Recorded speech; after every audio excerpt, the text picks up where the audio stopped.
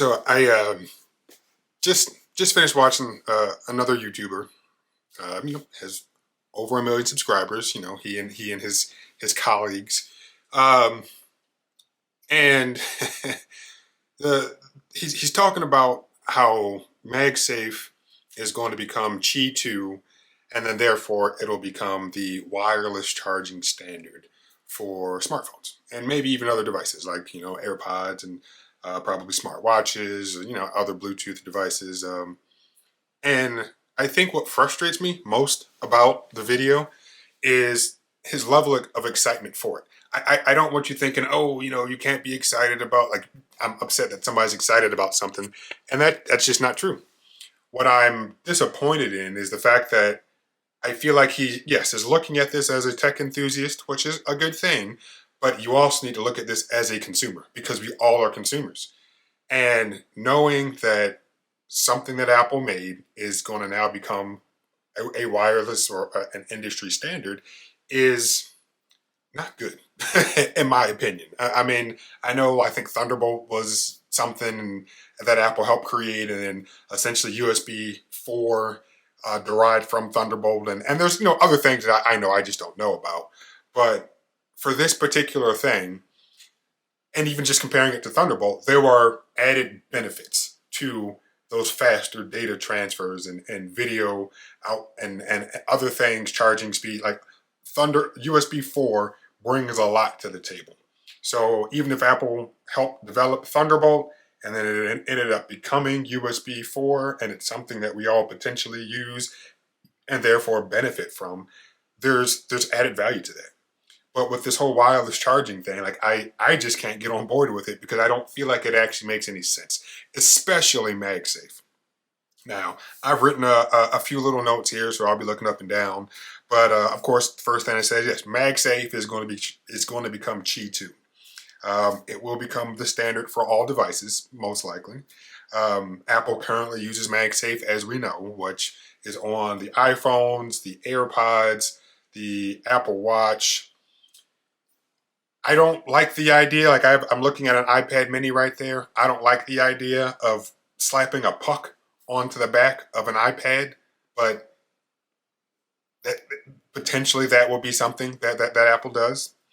Of course, there's the concern about the royalties that Apple would receive as a result of, I guess, owning the patents and licenses and all those things to MagSafe, and then Qi 2 being built on top of that. So I don't know if at some point Apple will no longer, I guess, maybe release their hold on it and it kind of becomes more of an open source type thing. I really don't know, and I don't think anybody really knows right now, except for the people who are close to the deal. Uh, but yeah, Apple's going to do whatever they can to try to make as much money off of stuff as possible. And as I've talked about, and plenty of other people have talked about, right now Apple currently makes a ton of money off of the sale of lightning cables and the royalties they receive from allowing other manufacturers to produce lightning cables that are compatible with the Made for iPhone program. And I don't know why I always pull it up because you can't see it, but I have a single lightning cable right here, which it just stays there even though I no longer have an iPhone. But yeah, that is an Apple cable. Cool. Now, this is going to be all over the place. I know it is, and maybe I'll include chapters, maybe I won't. But this really is just a rant because I am a little frustrated today for other reasons. But then I watched this video and I got even more frustrated. And as I mentioned before, I am happy that he is happy as a tech enthusiast, but I don't feel like he at all looked at this from the perspective of millions, if not billions, of consumers. So when thinking about other actual wireless technologies, because MagSafe is not wireless. There is a cord connected to the puck. So I don't get how people still consider that wireless charging. I guess it would be what, conduction charging? Is that what that would be considered? I don't know, but it's definitely not wireless because there's a long cord connected to that puck. But when I think about the other things that we use with smartphones that are actually wireless, we have Wi-Fi and Bluetooth. And when I think about the added benefit that comes along with both of those technologies, it makes sense.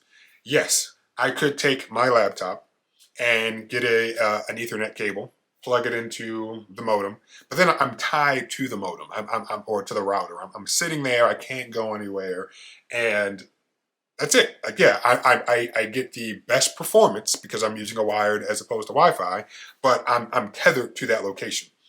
Then comes along Wi-Fi, which, many years ago. So not like I'm saying like Wi-Fi is new, but with it came the ability for me to continue to remain connected to the internet, but move around my house or move around my apartment, do whatever. I mean, cell reception, stuff like that. But we're just talking about local things right here. So I might lose some efficiency, but the added benefit and the added convenience that comes along with that loss in efficiency makes it well worth it.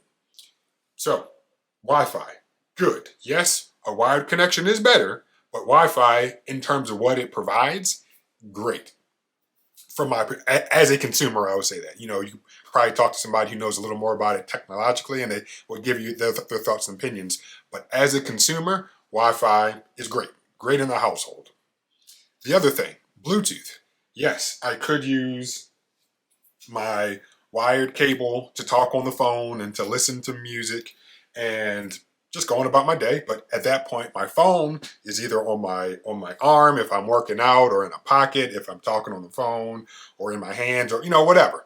But the wire is definitely a added convenience, or I'm sorry, it is a standard thing, and the quality that you get when listening and talking using a cable is usually better than that of Bluetooth. But of course, the downfall is you have to keep that device on you all the time. Now here comes Bluetooth. I've been dealing with Bluetooth devices for well over a decade now, and they have definitely improved over the years. But even with some of those earlier devices, and definitely including the later devices, the added convenience of not having to keep your phone on you all the time when talking on the phone or listening to music, great. So there is added value to the wireless connection that you get, even if there is some degradation in performance. Obviously, you have to charge the Bluetooth device, whereas with a cable, you don't have to charge anything, but you still get added benefits to it. And I'll say, what will I say? Hmm. That might be it, because I think those are like the two things that I want to hammer home. That with Wi-Fi and Bluetooth, they're both wireless, but you get added benefits that make it worth whatever loss in performance that you actually receive, because they aren't tethered to the device using an actual wire. So when I think about MagSafe or just wireless charging in general, yes, if we're just looking at non-MagSafe devices, and you just take your phone, place it down on the charging pad, charges the phone, and then, of course, if you need to use the phone, you have to pick it up, and then now it's no longer charging. So you are having to deal with that dilemma of, well, should I leave it there and charge inefficiently, I might add, or do I need to pick it up right now to actually use it? So what does MagSafe do? It takes that same concept of having a charging puck or a charging coil, allowing you to slap it onto the back of your phone, but then now there's a wire that's going to whatever plug. So a charging block, the actual outlet itself, a computer, whatever. But at that point, yes, you have that benefit of not having to plug something into your actual device, but it's still connected to the back. So you're still charging it and you can use it, but you are now still tethered to whatever device is allowing you to receive electricity. So it's not really wireless. And at that point, if you're going to be tethered to a device anyway, why not just plug a cable into the phone? And with that, you get the more efficient way to charge your device. So for this new MagSafe to become Qi 2 as an industry standard, I see close to zero benefit if you're still going to be tethered to something. I mean, like, if I could just hold my phone right here in my hand and have it still be charging right now, receiving a wireless signal to charge it in an efficient manner, even even in an inefficient manner, it would still be some type of benefit. That, okay, now I'm truly not tethered to any wires.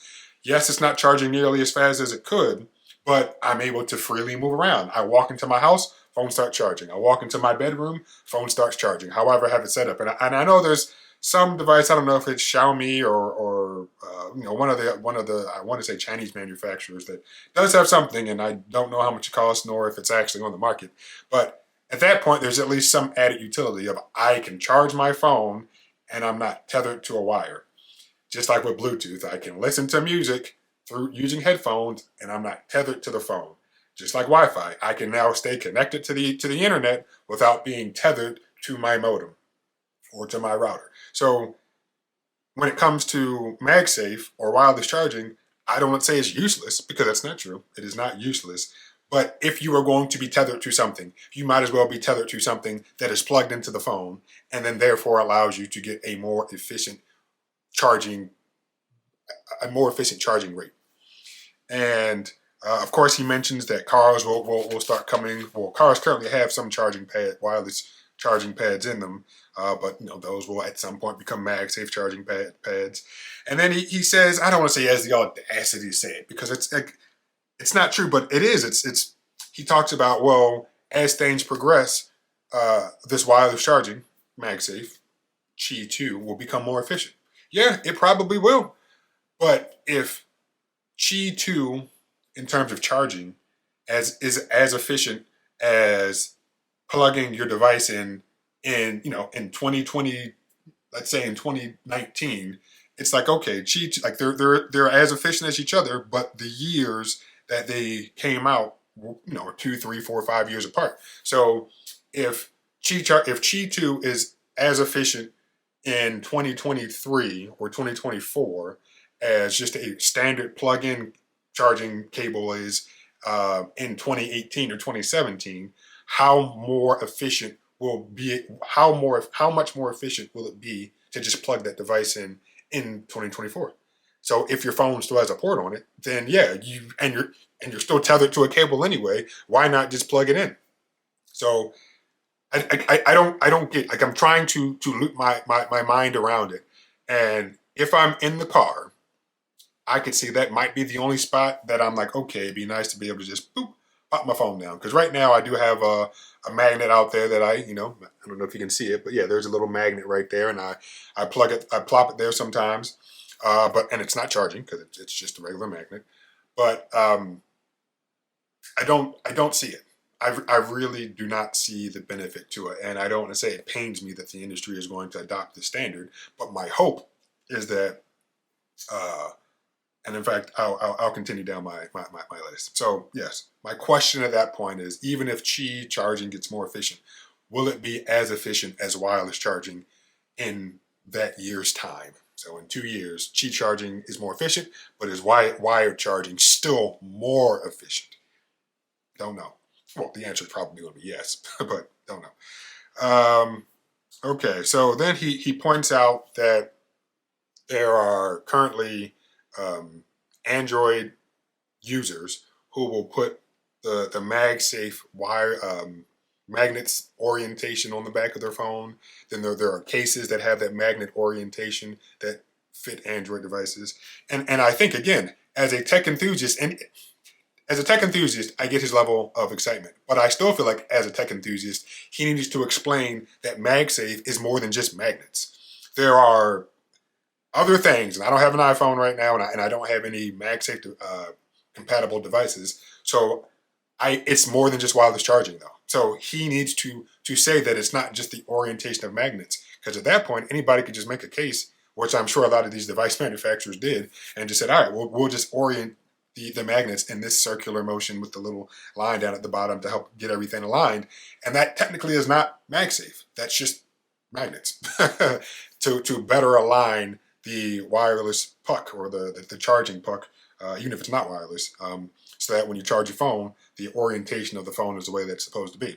And at that point, Apple doesn't get royalties because they aren't implementing any of the underlying technologies that come along with the full MagSafe standard. So he needs to explain that yes, again, I don't have the cases, but they're just magnets at that point. So you can call it MagSafe.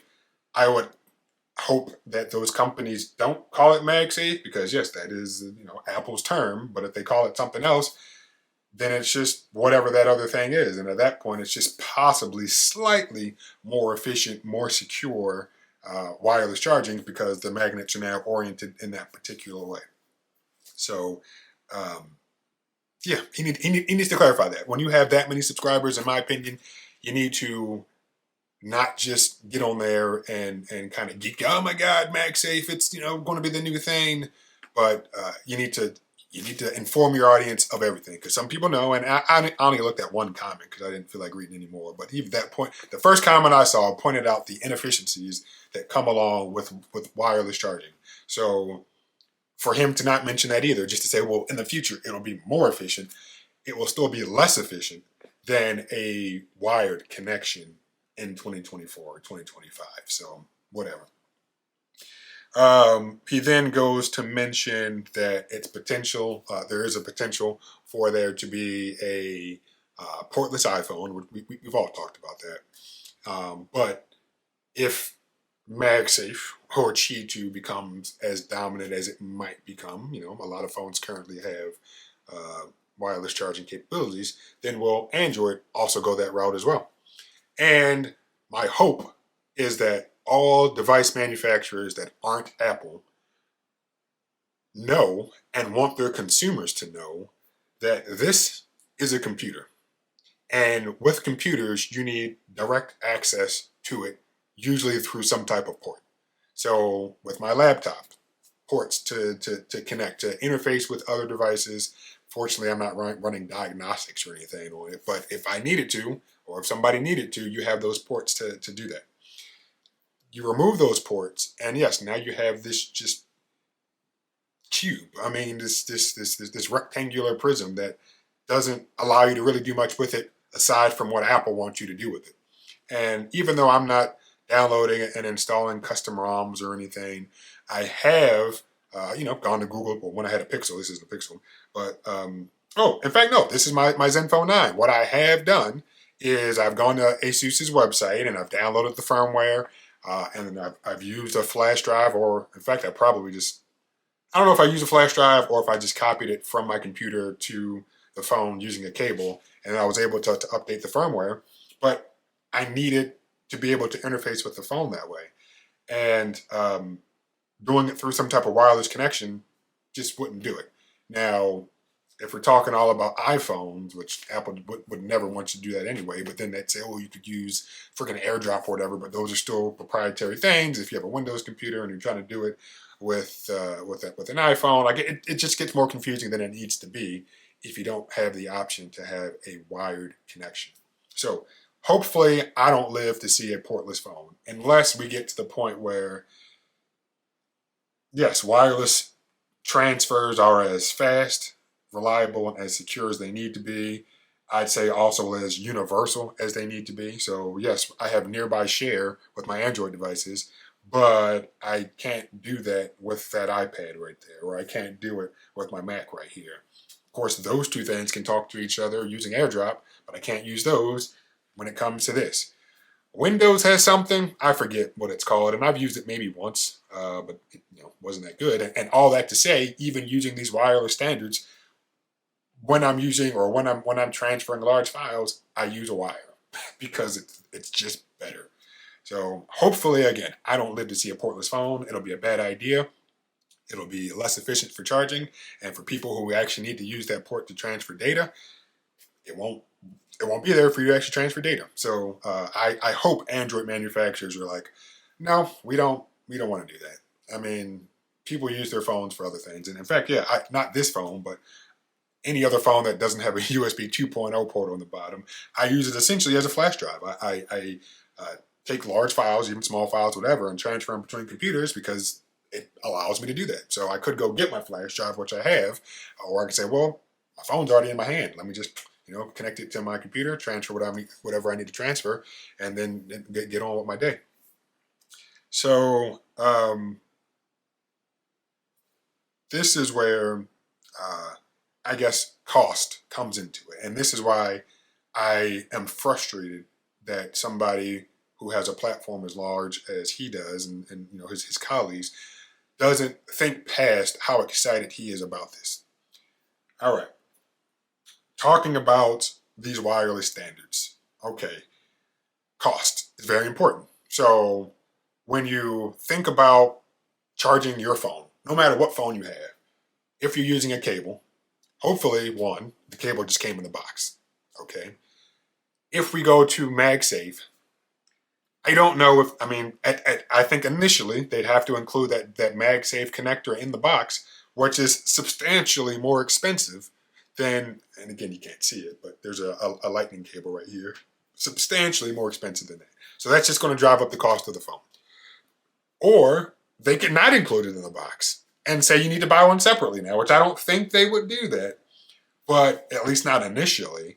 But it wouldn't surprise me. And if, as he was pointing out, that in 3 years, well, he says that there's going to be 3 years of USB-C and then potentially a portless iPhone, then in 3 years, they would say, well, if Qi standard or Qi 2 is the wireless standard, then there's a chance that you already have a wireless charger in your house or in your possession. So therefore, we don't need to include it in the box.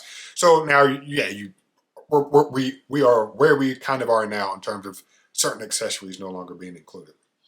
But how I look at things when it comes to this, whether it's in the box or not, just the cost of a wireless charging cable, see, a wireless charging cable compared to the cost of this lightning cable, which you can't see, it's just more money and it's not as good of a product. So I currently have, and let's just go back to USB-C since I don't need to care about that lightning cable. I have one USB-C cable right here. There are two behind you. There is one in my suitcase, and then I keep one in my car. So that way, if I'm laying in bed, I have access to it. If I'm sitting at my desk, I have access to it. If I'm traveling and actually like going somewhere, I have access to cables that I don't, need to, oh, did I pack a cable? And if I'm just driving around town, I have access to a cable in my car. I don't want to have to buy charging pads to do that. And it's not, oh, I have to buy new things or whatever. It's just a more expensive thing, a more expensive, less efficient thing. Why do it? I mean, obviously it's for Apple, for money for Apple, but it just doesn't make any sense as a consumer. Same thing when I think about, because I was talking about Wi-Fi and Bluetooth earlier, specifically Bluetooth. Yes, Bluetooth headphones exist. I always talk about these. I love these things. The added convenience that I get when it comes to using them and not having to carry my phone around is great. Retail, I think when those were released years ago, because those are the WHX Mark IIIs or whatever they are, the third generation of those headphones. I think they were like $350. I got them on eBay for $100, so I was happy for that, but cheaper. But yesterday, I was talking to my cousin, and he informed me that he had a pair of these just basic old Apple headphones, except his have the lightning port on the bottom instead of the 3.5 millimeter port. But he said that they went out, so he needed to buy some new ones. He was thinking about buying some AirPods. And I said, well, you can, you have an iPhone. You want some AirPods, that's cool. But I went on my little rant of, one, they're way more expensive than just replacing the cable that you currently have, which I have had these for 6 years now. I don't know. I don't remember where I got them. I know at one point a friend just gave me a pair, like still wrapped up in a little piece of cardboard that they come in. But for 6 years, I've been using this cable. No issues with it. Battery hasn't died since there's no battery in it, and I probably could continue getting another 6 years out of it. It uses a universal connector, which is just the standard headphone jack, and it does exactly what it's supposed to do, and that's great. But with those AirPods, and my cousin decided to get them, I'm just letting you know, like, yeah, they're cool today. One, hopefully you don't lose them. If you do, you gotta replace them. Two, the battery at some point is going to die, and the batteries are not they're not replaceable at all. Three, you have to constantly charge them because that's something that you have to always worry about. Because I can imagine he's used to using these cables or this cable, so that's one less thing he has to worry about charging. But even with all of those thoughts and things, there's still added utility, I guess would be the right word, when it comes to Bluetooth stuff. Not having to keep that phone on your person at all time. And I just don't get it when it comes to MagSafe because there's wire. And the last thing that I'll say, because it's the last thing I wrote, and thinking about how some phones, or a lot of phones, no longer have headphone jacks. Ask you this question: which phones don't have headphone jacks? The more expensive ones. I was looking at Motorola's website the other day because I was like, well, maybe I'll just get a Motorola phone just because I don't know. And yes, their Moto G line, their more cheap line, their budget line. From what I saw, they all had headphone jacks, but the Motorola Edge, I believe, is their flagship phone, and no headphone jack. And of course, I'm just like, why? Like you have the room in the phone to put a headphone jack, but you're now choosing to not include it in hopes of people buying Bluetooth headphones. Now, is Motorola a big player when it comes to selling wireless headphones? I don't think so. I mean, I don't know, but Apple is, Samsung is, and there's probably Google has theirs as well. So yeah, they have incentive to take away a port that is universal and sell you something that has universal capabilities in terms of Bluetooth, but also probably some proprietary things that make their particular set of wireless headphones work better with their smartphone. So, yeah, where was I going with this?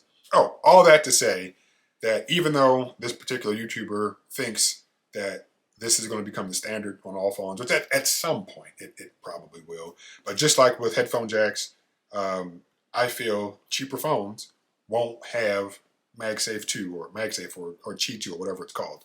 So, yeah, it'll just be another decision of we don't even need to do this in terms of including MagSafe 2 or Qi 2, but we're going to do it on our more expensive phones.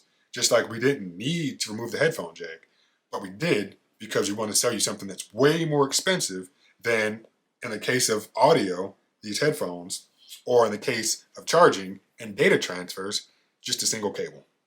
So I am going to do whatever I can to avoid anything that's wireless charging for as long as possible because I see absolutely no benefit to it if I'm still tethered to a cable anyway and the charging is slower and less efficient, and if it's a portless phone or whatever, the ability to transfer data either is non-existent or probably a lot slower than what you could get out of a USB 3.0 port or a 3.0 cable.